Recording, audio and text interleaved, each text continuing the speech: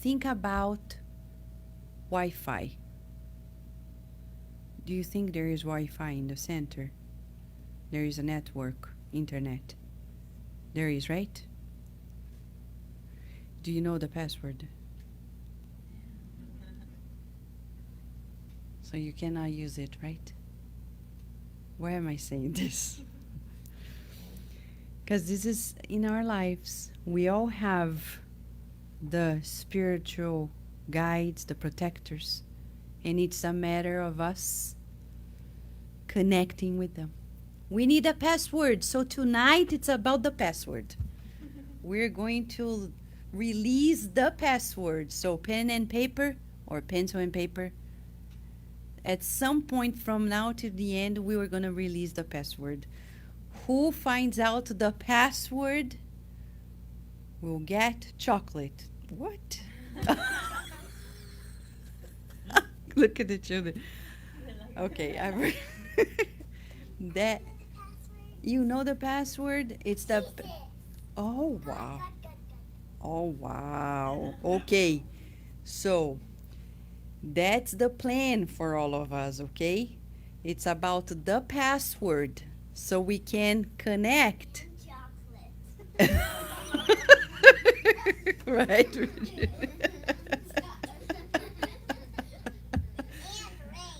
Okay. So begin our march towards verifying that password. We will begin with the Spirit's Book. And the Spirit's Book by Kardec is where it all begins. Who knew it, huh? And it all begins there. It is in part 2. Part 2, where Kardec talks about the guardian angels, the spirits. It's the intervention of the spirits in our corporeal life. It's actually chapter 9. Beautiful chapter. If we want to understand more, we don't need to ask a medium. We don't need to call anybody. Read the book first. And then come to the study groups. And then we chat. We identify more. But the beauty of this chapter, Kardec is so loving. Such a loving educator. He puts no pressure on us. Unlike some other educators, there's like scaring the students. The test is coming. No, Kardec doesn't, right? Guardian angels. Who has a guardian angel? Raise your hand. Okay. Protector, family, sympathetic spirits. Not pathetic, sympathetic. Okay? All right. I know the children want to go to the room to listen. If you want to listen and play, you can, okay? In the other room if you want to go. You want to go there? Miss Paloma is, yeah? Miss Paloma is guiding. Paloma, feel free to turn on the TV, please. Thank you. So, are there spirits? Question 489. It's so easy. It's just like one line, 2 lines, 3 lines, not like a dissertation. Are there spirits who link themselves to particular individuals in order to protect them? Yes. Spirit friends. What you call good spirits or guardian spirits? Question 490. What is a guardian angel? A protector spirit of high order. So they know more than we do. Your spirit guide is able to be very good friends, maybe even bestie, of your enemy's spirit guide. What are we talking about? The worst case scenario. We have someone whom we don't get along and we feel like we are 2 worlds apart. Not true. In between these 2 worlds, there is a bridge called the loving and high spirits. Our guardian angel, their guardian angel, they want us to get along. They want us to be together. They want us to. So we have allies, huh? Collaborators. So, what is the mission? Question 941. What is the mission of protector spirits? They have a mission, we don't. One day we will. So we can start preparing ourselves now by getting to know what it is. Their mission is that of parents towards their children, which means hard mission.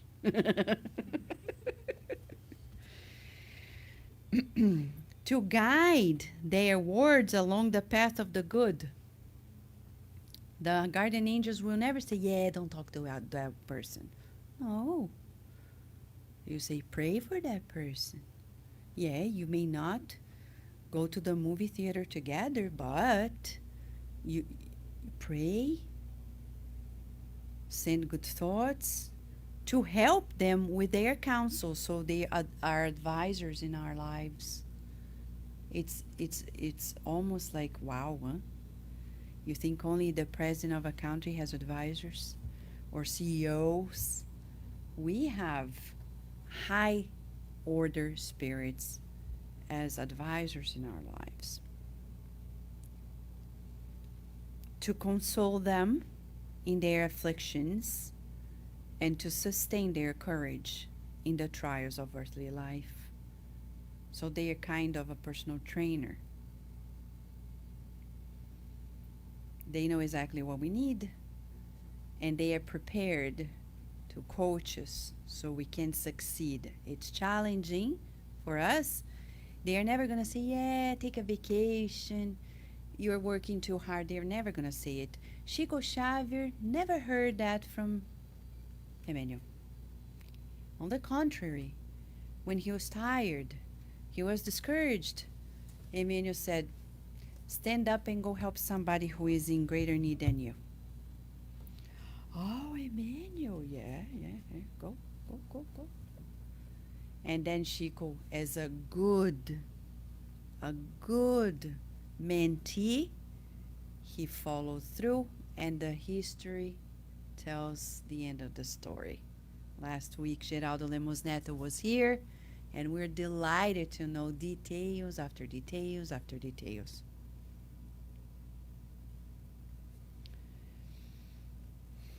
Many questions. One thing that they say here is that once they embrace the mission, they have to fulfill it. So they are only given if they can fulfill it. There's no like, yeah, let's send this one, maybe he's going to help. No. The ones that are guiding us, they know what they are doing. They are ready to go to the end of the world to help us. They're not going to give up. It's in the question and answer. And it makes sense to us. And there is a moment here, and this is the question where we merge back into the slides. Question 495. Do protector spirits sometimes abandon their protege or ward when the latter is heedless of their warnings, meaning when we don't listen to their counsels? What do? What do parents do? Get mad? No, they don't get mad. That's a major difference. They don't get mad. What do? Back away. They withdraw. You know it, right? The voice of the Spirit spoke. Exactly. John de Rosa. They withdraw when they see that their counsels are useless and that the ward's will is set on submitting to the influence of little evolved spirits. They do not abandon them entirely, though, and always make themselves heard. Their words are the ones who shut their ears. Mm-hmm. Their protectors return as soon as they are called. And the answer is so much longer than that because this is such an important topic. You can read later. St. Louis, they needed two very evolved spirits, St. Louis and St. Augustine, to address this. So important it is because this is our life. So we are talking about the fact that they are always with us. Many people ask, many, I wanna know the name of my guardian angel. I wanna talk to them like, but where do we begin to connect with them? In the Spirit Center? In a mystic location? It doesn't make sense. Too fancy. Because Spirit Centers are still few in the world. We have some tens of thousands of Spirit Centers around the world, but it doesn't suffice. To go to mystic locations, not everybody can go. So the protector spirits are available to us in other ways. And that's where we have selected, Daisy and I, some excerpts of the book Missionaries of the Light, not only, mostly, where we are going to identify opportunities that happen in our daily lives and we are probably missing, taking for granted, where we can cultivate this beautiful relationship with them and deeply nourish ourselves. Okay? We know that when we talk about the missionaries of the light, we're talking about a knowledge that comes, it's universal. Humanity always talks about protecting spirits. They call angels. It doesn't matter the name, archangels, whatever we call, in all the traditions, right? The Hebrew, the Egyptians, the Greeks, the Persians, they always identify in all cultures, there's always the family spirit, the protector spirit, the guardian angel, the guardian, the guide, the mentor. They are intermediary between the divine will and us. They are here to help. And somebody may have this intriguing question. What about the criminals? Don't they? They do also have one. But as we've heard, there is a rule of engagement to be benefited by their counsels. So the first question we're asking tonight is an assessment question. Because no matter the knowledge, it's beautiful. But if we don't assess how we're doing, it's fruitless. Question number 1. It's almost like a mini quiz for us. Let us identify. Am I an easy student in the hands of these guides?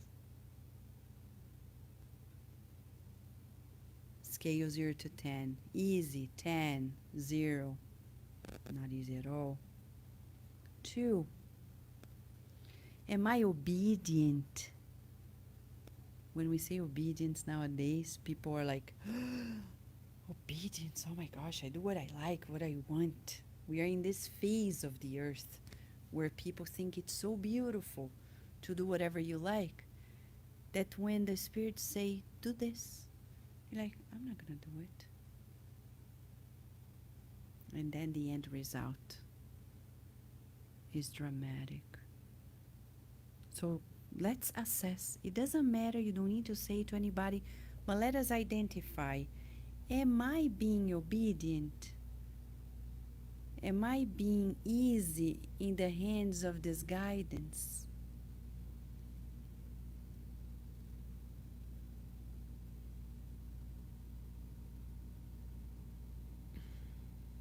Okay? Okay. So,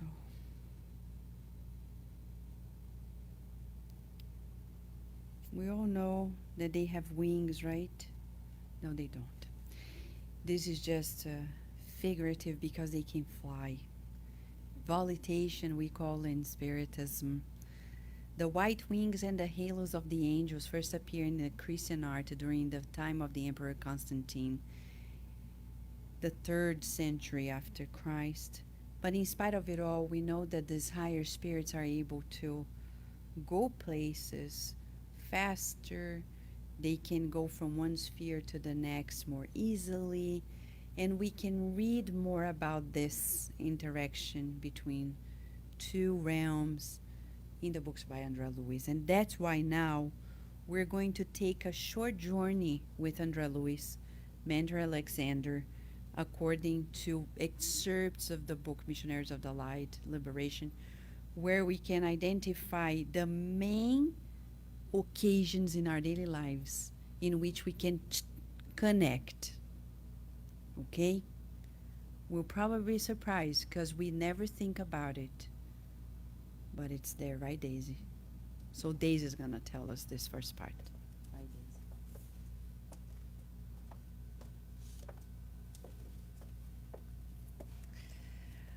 Hi, friends. So let's take a minute and look at this beautiful image here because I think it helps us, visualizing. I think we're all still very visual. So this book, as Vanessa mentioned, it's such a wonderful book, has all André Lewis's books, Missionaries of the Light. And we're gonna mention maybe like two chapters, not even that. We're focused, I think, mainly in one chapter with excerpts from others. So we could be here talking about each of those chapters really in depth. So I highly recommend you if you want to know more how this interaction between two planes, and you see throughout these books that the high spirits, they are taking care of us before the moment of conception all the way to when we discarnate. So there's no break. They are with us and helping us through reincarnation to reincarnations. But today we want to focus on a very important place in our life, as is shown this picture. So where do you think we spend most of our time in our daily basis? Work and home. But if we think about the time of sleep, in weekends, we'll say, hopefully, right, you're spending more time in your homes, right, than work. That's where you interact with your family members. That's where, all your hobbies, different activities. Where does that take place? In the home, right? So here we see André Luiz and his mentor, Alexander, are approaching this beautiful home. They are being asked to help this family.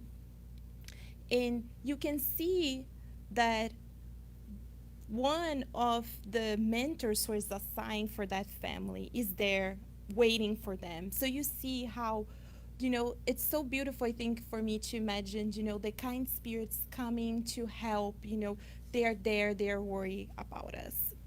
So André Luiz arrived at this family's house, and I'm not going to go through details of, the reason exactly what they're there, but they arrive at a very interesting time, and André Luiz described to us. Like us in our daily lives, the family is having a meal when they arrive in the home. They're sitting around the table. There is the mother, there's three children, and there is a couple, a family, relatives that live with them. So a family of six. And they're there having lunch. And André Luiz, so imagine the families gather around the table, and André Luiz is very surprised because he sees six incarnate spirits having a meal. But then he also see six discarnate spirits around the same table, described them as being of a lower vibration. He could tell by, the density of their bodies. And they were connected to the family members, also pertaining on that meal with the family. And he was very surprised. And like us, Andrea Luis is very curious, right? He asked, who are the discarnate entities at this family's house? Who are they, right? So I think going back to our assessment, so let's take another assessment question here, if I can add to Vanessa's assessment quiz. Who do you think are in your home with you? And how? How do we know, right? That's a hard question. And I'm asking myself that question too, so I'm posing that to everybody. But that is related to our first thoughts, feelings, and actions, right? Our hobbies. What do we do in our house, right?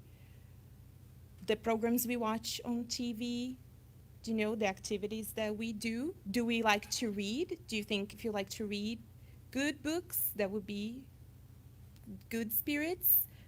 If you like to watch some other types of entertainment, maybe lower order spirits. So let's take that assessment. So let's think, this family is gathered. Let's go back. This is just a parenthesis. They are gathered. He see the spirits, and he asks, who are they? And the spirit says, well, they're actually relatives from the family that have already discarnated. But because they're still so connected to matter, so connected, to their physical lives, that they partake in their meal as if they were there. And Andrea Luis says they sleep in the house as if they were still living there. They eat with the family. So another question for us, how attached do we feel to our families and our homes, right? Because I think if we're gonna, let's say something happened and we discarnate tomorrow, how do we think we will be on that place, partaking on that meal with that family? We hope not, right? We all think, I want to go to Nosso Solar and I want to be there. But we read throughout these books that after we discarnate, we stay where our main vibrations are. So if we're very connected to our personal belongings, to our family members, to our relatives, to our work, do you think from one day to the other you're going to disconnect and go to Nosso Solar and be enjoying, the beautiful parks there? Unfortunately not. So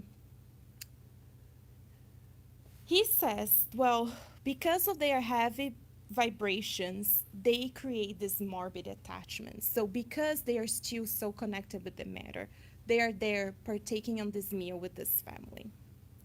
So then Andrea Luis asks another questions. So you might be asking yourself, hold on, Daisy, you're saying that discarnate spirits eat like we do? Is that what you're saying? Well, interesting enough, that was the question that Andrea Luis asked the mentor. And he explained to us that they actually inhale the food. So let's stop and think for a minute. And the mentor explained, and I thought this was amazing. 70% of our nourishment comes from the air that we inhale. 70%, friends, 70.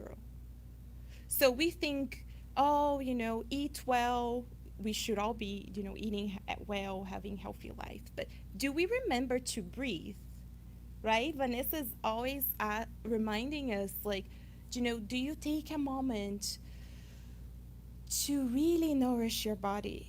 Think about all the little cells in our bodies. They are like building blocks of our bodies, right? So let's give them the oxygen that they need, because 70% comes from the air that we breathe. So the same way These spirits are there, these discarnate spirits connected with the family, inhaling the energy, right? The vital energy from that food, partaking on that family's meal. So let's continue. Why, right? Why does this happen? And that was the question that Andrea Luis also asked. Why?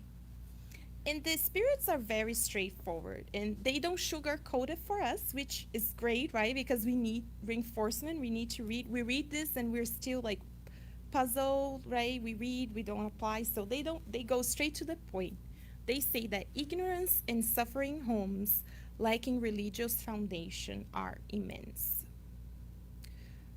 So let's break this down. Religious foundation. We're not saying that you have to be a spiritist. We're not saying you have to belong to this or that. We need to have a religious foundation. Trust in God. And he says that is actually the lack is immense. So majority of people, unfortunately, in our planet, they don't have this religious foundation, right? We talk so much like you come to the center, you do our part, but do you go home? Do you continuing having that relationship with God, cultivating that, bringing that to your home? Because you can come as many times to the spirit center, but if you're not bringing this to our daily lives, it's really, you know, you can make the math. 1 hour, an hour and a half, you stay at the center, and the rest of the week, right, in your home. It's not the 1 hour and a half here that is gonna really help you right throughout your days. Is continuing, as Vanessa was saying, with that connecting to that Wi-Fi and hopefully staying connected. So where there is no spiritual organization, there are no spiritual defense for peace of mind. So we, as Vanessa explained, all have a guardian angel. And we have actually a team of high and elevated spirits who guard and watch over our family. And if we bring this religious foundation to our homes, they actually create an energy field around our house.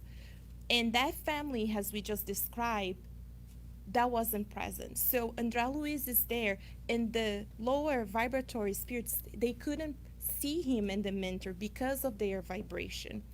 And Andrea Luis said he saw spirits coming and going from the house, entering and leaving.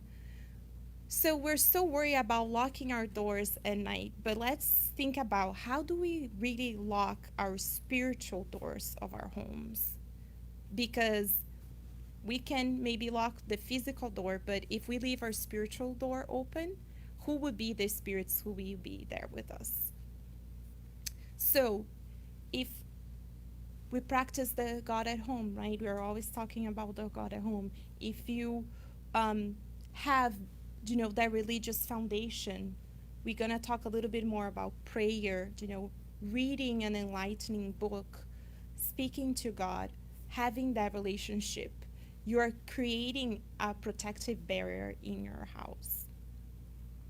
But then Andrea Luis continues, well, what are the blessings of this family table, right? So look at this beautiful couple, right? And look at the guardian angels and the spirits who are with them, right?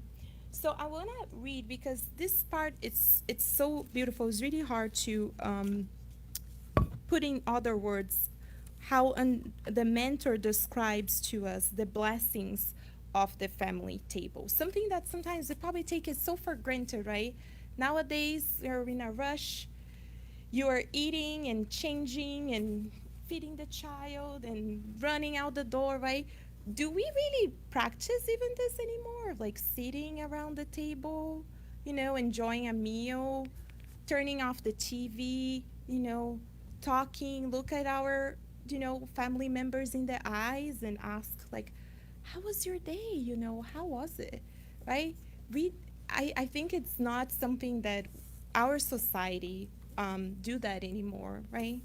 And I see in my job at lunchtime, people, and I include myself on this, they're just sitting at their desks, eating their lunch and working, eating their lunch and working, right? We get home, we're like, the husband eats and then the wife eats and then they feed the children eat. We don't see it and cultivate that culture around the table anymore. But it is a blessing. But there are the two sides of any coins, right? It can be a beautiful blessing, as we see with this couple here, or it can also be a place where Andrea Luis's words, as we will see, we're being actually vampirized by other entities. So let me read this and then we're going to break it down together. The family tables is always a receptacle of invisible nature. If individuals use it while thinking of the good, spiritual workers close by come and take part in it, blessed by the field of good thoughts. If the family remains on a higher plane, rendering worship to the higher experience of life, the guides of spiritual enlightenment will come closer, casting into the ground of constructive conversation the seeds of new ideas, which will then grow with the sublime beauty of spontaneity. In other words, right, if we think of the good, the spiritual workers will then partake on that, right? However, what is the opposite scenario? What happens when we don't have so much constructive conversation? So let's see. However, by the same provisions of the law of affinity, so law of affinity, we've been talking about this for a few weeks now, right? We emit what we attract, right? If we think good thoughts and good feelings, we're going to attract those. If we have not so much elevated thoughts, feelings, and actions, we're going to attract that as well. So he says, by the law of affinity, slanderous conversations will attract invisible slanders. Slander attracts slanders. While sarcasm will, of course, draw mocking and sarcastic spirits. Sarcasm attracts sarcasm. Who will inspire undignified tales, opening up a vast room for the frivolousness and perturbation. So before we continue, okay, slander, right? You get home, you sit, you're gonna have a meal, and you're like, you're not gonna believe, because this person at work, and then you start, right? This, that, this, and the other. You're not gonna believe what they did to me, and this, and the other, right? So let's think about it, because we're probably engaging on those conversations and we don't even realize in our daily lives, right? One thing is to sit and have a constructive conversation and discuss a problem and, share with your loved one, try to find a solution. But if you are there, poor me, remember the victimization, poor me, this is happening to me. What type of spirits do we think that will be there? But then what is astonishing is that Andrea Luiz says that in this case, the said individuals have attracted their like-minded discarnate relatives, right? Remember? In this mutual vampirism. So what is that, right? Vampirism. It's an interesting word. Do you think it's like the Twilight movie? Yeah. Cute? Unfortunately not.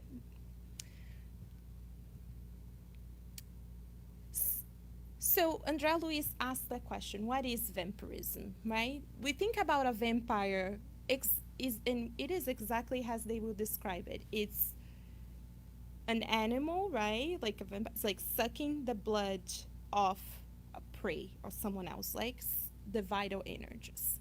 So the spirits break it down for us. So they say a spiritual vampire is any idle spirit who takes advantage of someone's resource.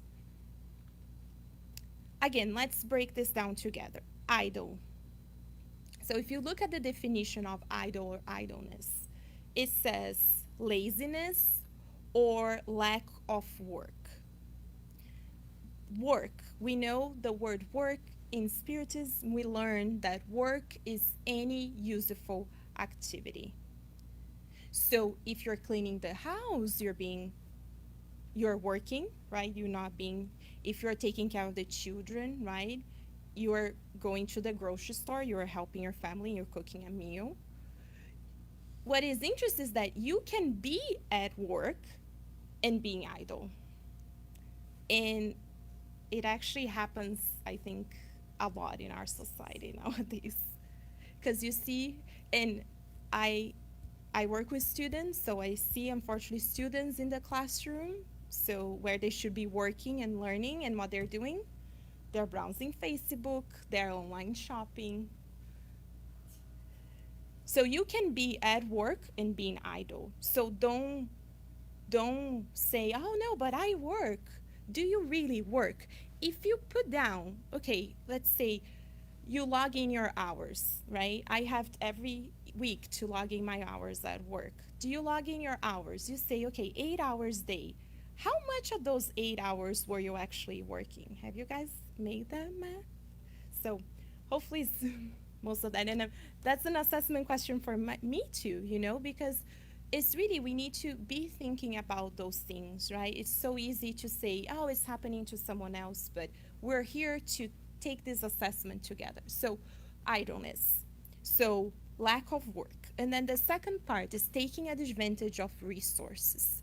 So when you're taking the resources of someone else, so again, you are at work where you should be doing work, and maybe you're browsing Facebook. So you're using the resource of your job to do something else. Does that fit the description? I think it does, right? Or, a family, I know we use this example a lot, right? But a mother gets home, she's taking care of the children, fixing dinner, and then the husband is what? Sitting on the couch and watching TV. Is he being a vampire of, the resource and the energy of the wife? Yes.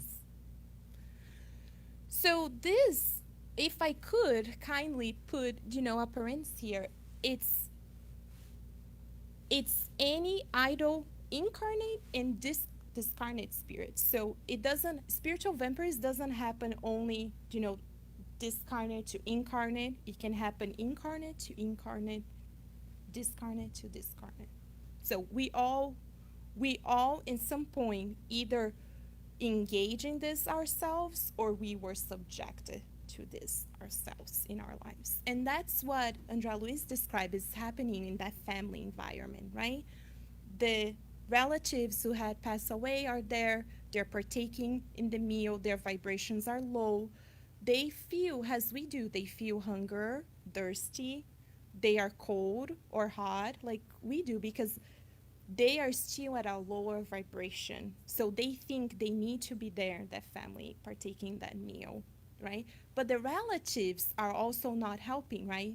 Because let's say if you think the relatives had good thoughts and feelings, right? And Andrea Luiz goes further in the book and he describes the dialogue a little bit for us of like how they were complaining, they were going through a very serious problem. So we're saying, it's not that they were having a constructive conversation to see, okay, what can we do? Let's work together. How are we going to approach this problem? They were there just complaining and saying, like, you know, oh, but how I would never imagine, like the older couple I said who were living with them. Oh, I would never live. I would be in this situation. I'm at an older age and I'm in someone else's house, depending of you. So like lamenting or lamentation. So okay, so we know how we engage on this, right? How does this happen? So what is then the opposite? What can we do to prevent ourselves? And Andrea Luiz, as a doctor, used that word. He used the word antidote. So it's something that you use to prevent yourself, right? So giving it away, prayer. Again, very straightforward. It's free. We don't need another person, like an intermediary, right? We can do it ourselves. We don't need to be. If you read these books, you never say you need to be at this specific place or this specific time. You can do this everywhere, and hopefully, you're doing this in one of the most vital places that we spend most of our times, right? Which is our homes. So he's explained prayer is the most effective antidote for vampirism. It is vibration, energy, and power. Friends, we here nowadays, right? I think, oh, I will pray for you, I will pray for you, right? So prayer has been something that people say, but I think we don't pay as much attention to engaging it with the right? It's like the password, really engaging in a heartfelt prayer. But if we do, and I want to read for you the explanation of the mentors how effective prayer can be, because I think we talk so much about it, but we don't give the necessary attention I think it needs. um, they say prayer is the most effective antidote for vampirism. Prayer is neither a mechanical movement of the lips nor a record of easy repetition by the mind. So if you're there just repeating the words, he's saying it's not going to work, right? It is vibration, energy, and power. The person who mobilizes his or her own energies in prayer performs deeds of undescribable significance. This type of psychic state unveils unknown powers, reveals our divine origin, and put us in contact with the higher sources. In this act, spirits in any form can emit rays of astonishing power. So, prayer is how we protect ourselves, right? And prayer, I specifically as we're talking about the meals and um, where we at our homes, in our restaurant, prayer is so fundamental, and it's something it seems so simple, but I think is so powerful. And everything that we describe, how we can protect ourselves through this vampirism, it can be achieved through our connection. So going back to as Vanessa started, what is the password, right? If we connected and we stay connected with the higher spirits, there's so much that I think benefit that we will get. And all we need is really to make that connection. So with that, I'm gonna pass it on so Vanessa can continue explaining for us about this. Now, think about when we go to a restaurant. What kind of spirits are there? It's pretty tricky. No wonder sometimes people feel sick, they don't feel well, they overeat, they overdrink, because you're not doing it alone. We're not doing it alone. At home or anywhere else. So if you go to a restaurant, pray. Pray for the chef, for the people in the kitchen especially. Because for you, it's rest. For us, for them, it's work. And intense. It's hard to work. I've never done it, but everybody who does or did say it's intense. You need a lot of energy to be there, and it's fast and it's crazy, and sometimes we're there like, oh my gosh, it's taking too long. Think. They're working, we're relaxing. But I'm paying. Oh my gosh. Pride hurts. We cannot go there. What kinds of spirits will be there? Good question. especially if a restaurant has alcohol. It's, it's worse. The types of entities that are in there. You're a wandering spirit. If I am a wandering spirit at that level, don't have anything to do. Like Kardec reports at the Spiritist magazine. That spirit that said, I have nothing else to do. I like to wander around the shops, theaters, be in between people's conversations. And that's why sometimes we speak words we didn't mean. We do things we didn't mean because we're not alone. Today, a man said, "Oh, you're a psychologist and you teach people about emotional management. I need to learn because sometimes I speak words that I didn't mean." I wish I could tell that psychology cannot explain a whole 100% of it. It's only spiritism. Now let's go take our camera to the homeless service because we're talking about the meal, right? We're talking about this exchange. They have a tables there.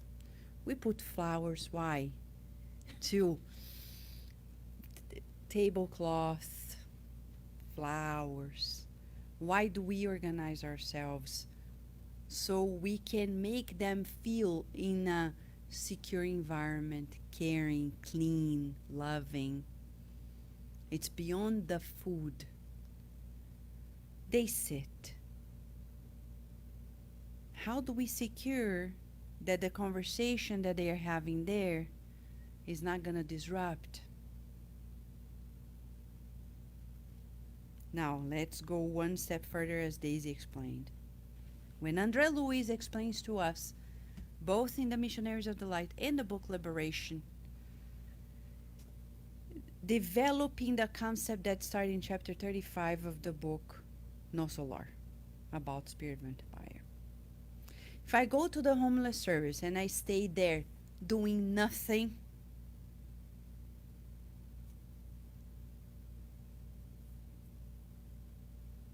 we wish we could have a monitor with a screen to show what's going on. It's a park. It's an open place. But spiritually, it's a psychiatric house. It's a hospital of mental illness. The people who are there are not doing well in either realm. For mediums, we can see. The good spirits, because we pray, we are diligent as a group, we organize, we are granted defense. They come before us, they prepare, they secure the location, but they say clearly to us at mediumistic meetings, right? They say, from prayer to prayer, gone. Don't stay around, because this is not a park. This is a place where people are struggling. It's dangerous. Spiritually, especially spiritually. The people whom we encounter, they're experiencing some form of mental illness, some form of spiritual illness, some form of social illness. They're not healthy. That's why we have a teamwork set up. When we decide to do things on our own, we're taking risks. And that's why we don't encourage anybody to aim at eating there, only the homeless. Unless everything is done, they're gone, and there is a leftover, and then we may decide to give it away. But we wouldn't encourage children or adults to eat or drink there. Why? Because of this. We're going to be sucked in our own energies. The minute our solar plexus is being excited by the food exchange, which is the digestive system, That's where they plug it and suck it out. So we have to be very careful. And staying idle at a corner, crossed arms, doing nothing, just looking, is risky. Staying idle is not good. We have all to be engaged always. Children and adults.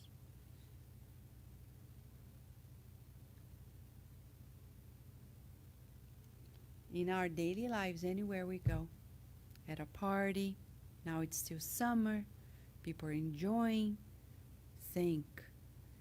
If I'm not being useful, I'm being idle. If I'm being idle, I am the spirit vampire.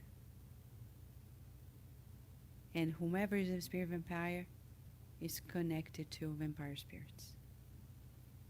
We're never alone. Chapter 35 of the book No Solar. And the whole book, Liberation, by Andrea Lewis. It's very important. So we give quality to our lives, quality, greater quality, and more efficiency when we're helping people. We can only help when we have resources on our own. And we can only give what we can give. In psychiatry and psychology, when we work at psychiatric level, we have a rule of thumb. Don't try to be the savior. You'll be in trouble. Don't try to be the savior. You'll be next. Help without being the savior. We don't want to be more than God.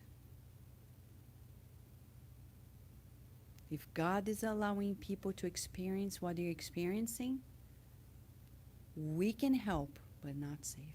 Only God saves them. And if God is allowing them to experience it, who are we? Not even Jesus healed everybody.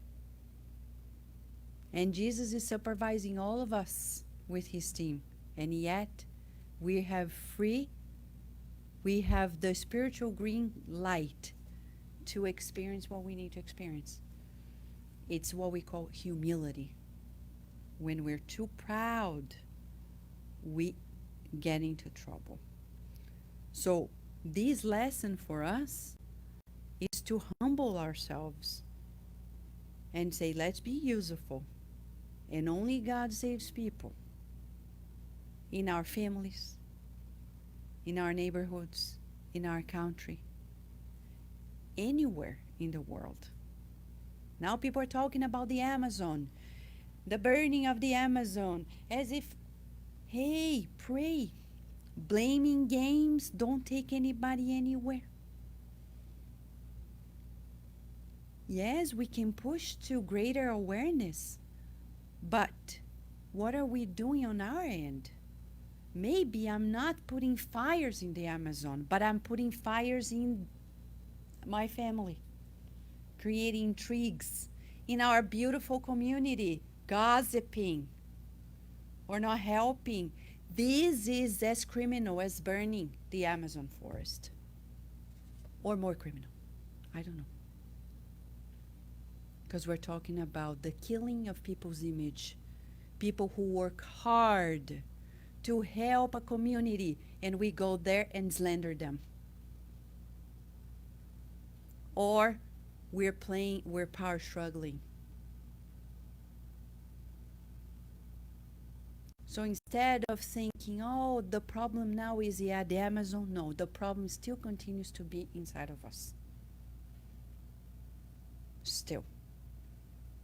Let's do our part, and everything else is going to be solved. And the people who are actually in charge will take care of it. Yes, we have to be proactive, but proactive first and foremost with ourselves. We now, one step back, you see how slander, gossiping can lead us to vampirize and being vampirized. It's mutual vampirism. When teachers get together and talk about the students, they're not gossiping. They're trying to solve the problem. When doctors get together to assess a patient's chart and understand how to help, they're not gossiping, they're trying to help. But when we get together and are like, oh, but this person, that person, and this, that, and the other, when we enter somebody's home, like they like purple, and we go home like, why did they paint purple? If we could just play the golden rule, people allowed us to go to their house, and now we leave judging them, etc. This is slander.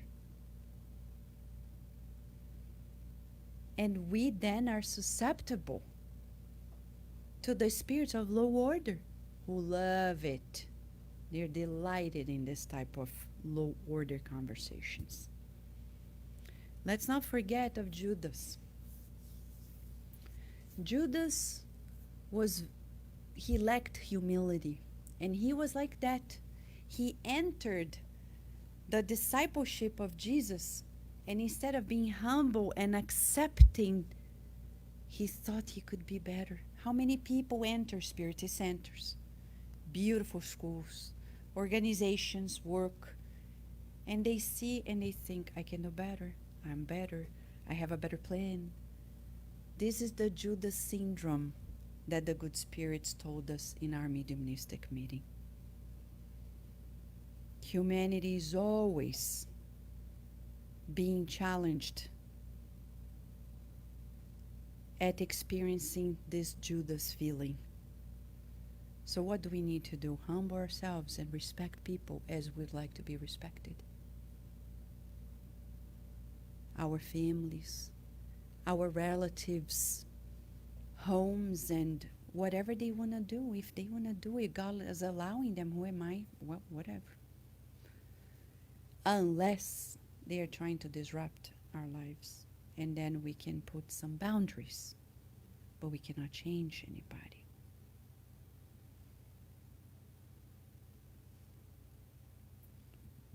Another, and the last thing that we want to highlight based on this, besides remembering that alcohol is very pernicious, in the book in the Domains of Mediumship, they explain how the emanations of large amounts of sugarcane alcohol ingested by one of the incarnates is very damaging for mediumistic works. And it's very surprising when we see spiritist mediums who keep being engaged in alcoholic behavior. It's very risky because we are putting ourselves at a risk of being mentally imbalanced. Not only in this life, lives to come. Now, the other occasion is about sleep. Let me go back here quickly. So, how to attune with the good spirits at a spiritist center? Yes. In nature? Yes. But mostly every meal. Wherever we are. That's where the good spirits have an opportunity to come and recharge us. Then, when we're going to sleep. Because when we go to sleep, the body stays at rest and we can experience the real life. That's the real life. This is just the school. We go to school. What's the life in itself? It's not in school. It's beautiful, but it's beyond school, right? This is a school. This is not it. This is passing. So when we sleep every night or every time we take a nap and sleep, we have an opportunity to attune with the higher spirits or the lower spirits. So in this book, Missionaries of the Light, there is this interesting passage of this man, Vieira, who has a nightmare. André Luiz then asks, my friend, are you a relative of the man who is sleeping? So there is a man who is sleeping and he finds a spirit. that is there in the bedroom. Oh my gosh, we're not gonna sleep, but don't worry. There are many spirits here, everywhere, even in the bathroom. There's no hideout. Okay? I've never read in the literature that there is a place where spirits are not. Everywhere there is a thinking mind, there are connections. Bathroom. Oh, I'm gonna lock the door. They're not gonna enter. They do. Oh yeah. The higher spirits are more respectful, but the lower order spirits, they're very invasive. So we need to pay attention. So Andrea Lewis looks at this man and says, why you're here, right? Are you a friend of the man who is sleeping? And he says, no, no. We're not a friends. We're old acquaintances. I decided to wait for him when he went to sleep in order to give him the necessary explanations. Why? Because the friend Barbosa was having nightmares. Because he was already in connection with this spirit that was like, okay, he talked bad things about me during the day. Now he's going to explain it to me. In the Medium's book by Kardec, there's a chapter that talks about evocations. And people think we evoke spirits only in mediumistic meetings. We evoke anybody whenever we speak about the person or the person's name.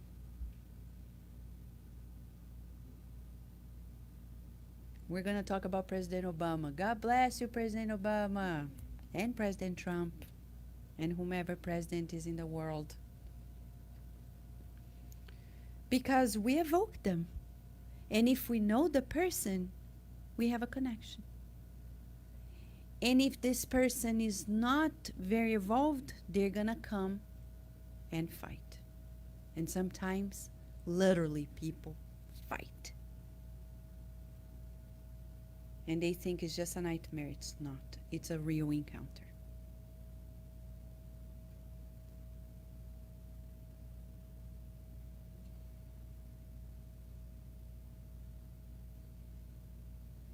So, we have a choice. Go to sleep and do what the spirits say here. In chapter 8 now, when he talks about the emancipation in sleep and dreams, they say, if you want, you can come during sleep, talk to us, and get instruction from us. Yay!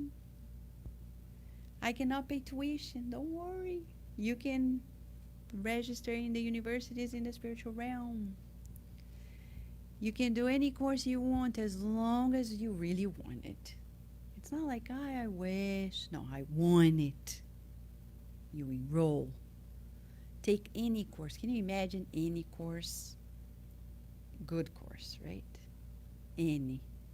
There are bad courses too. There's the School of Avengers.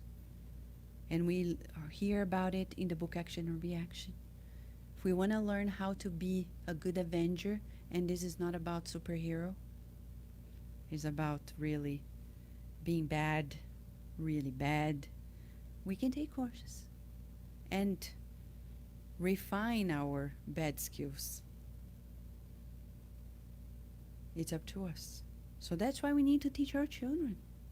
Go to sleep. Some parents, they shout at their children, go to sleep. Shut down the light. I don't want to hear any word. Wow, what a preparation, huh? What a preparation. It's hard to have a good night of sleep. But then we go there, and Andrea Lewis says in the book, Mechanisms of Mediumship, the trick of the mind is to learn about mental inductors. What is it? A word, a book, a conversation, an experience, an image can induce you to enter certain frequency. So when the children are going to sleep, or we are going to sleep, what do? Good things. Gratitude. Tell me 3 things you're grateful for today. Because sometimes they go to sleep, and it's natural that we're going to carry the experiences of the day to sort it out and file, archive it. Because we need to sort the experiences out to know what to do next day, to be ready, reset. It's like when you are working at a computer, all these softwares open, different files are open. It's taking up from the computer. And then the next day, what do? Organize it to prepare for next day, hopefully. And that's what we do. Sleep serves that purpose. It restores energy. It stores memories. So we need to help our children and ourselves.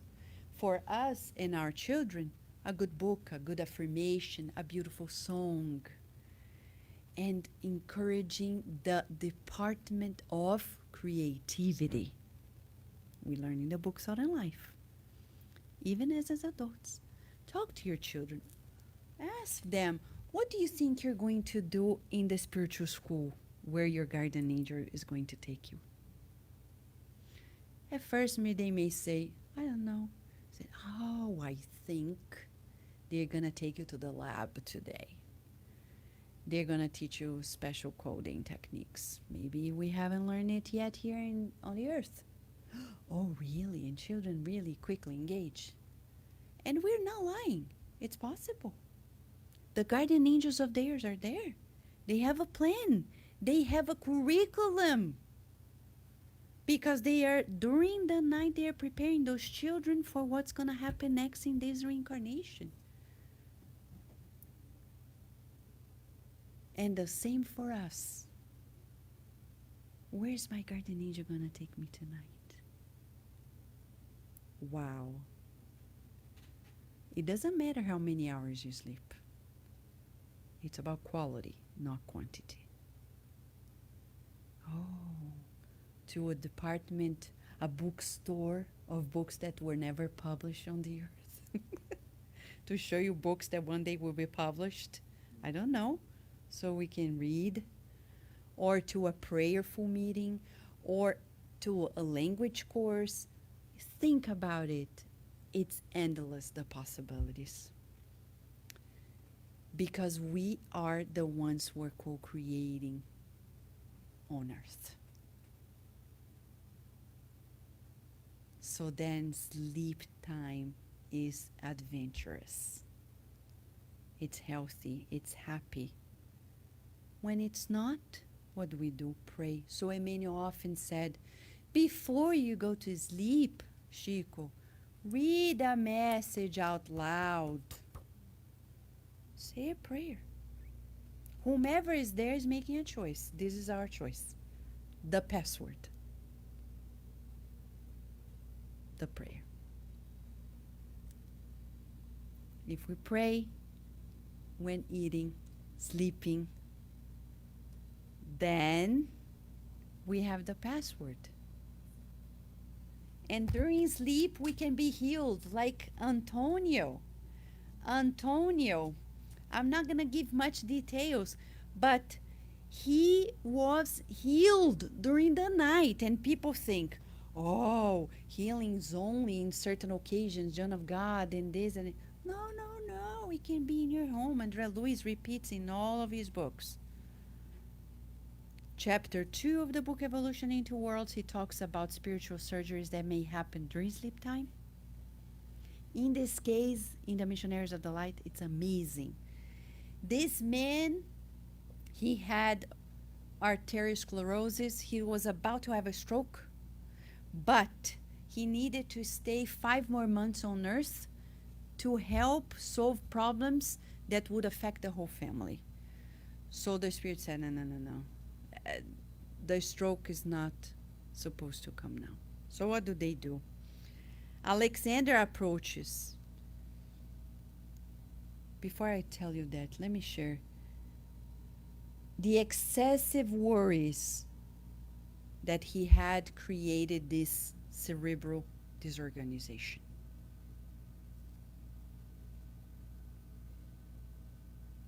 So Alexander, the mentor, with a group, including Andrea Lewis, they approach, they touch Antonio's spiritual brain when he's sleeping.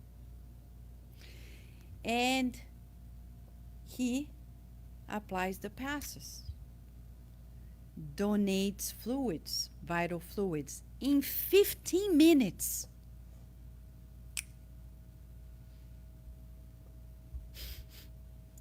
Free surgery.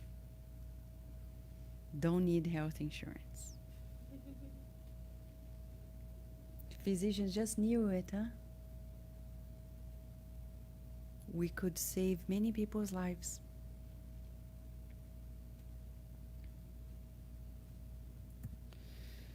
Andre Luis discloses to us that usually when our incarnate friends call out in tears for help, our work of assistance is finished. Because in this case, at some point when he wakes up and realizes he feels the despair, the spirits have already treated. When he goes to the doctor, it's already treated. Miracles of the night. Talking about it, as we're talking about this interaction with the missionaries of the light, there is a highlight for us to pay attention. During the day, the sun rays destroys a large part of our inferior mental creations. The rays of the light. So when we wake up, let us be thankful. We know in the Spirit's book by Kardec, there is a footnote that talks about what the rays of the sunlight, the sun rays, are. They are the loving projections of the byproduct of the loving projections of the pure spirits. Can you imagine? They are sending love. So when the light comes, it's like, oh my gosh, it's pure love. That's why it gives life. The nourishment for our souls is love. No matter the medication we take, if there's no love, there's no health.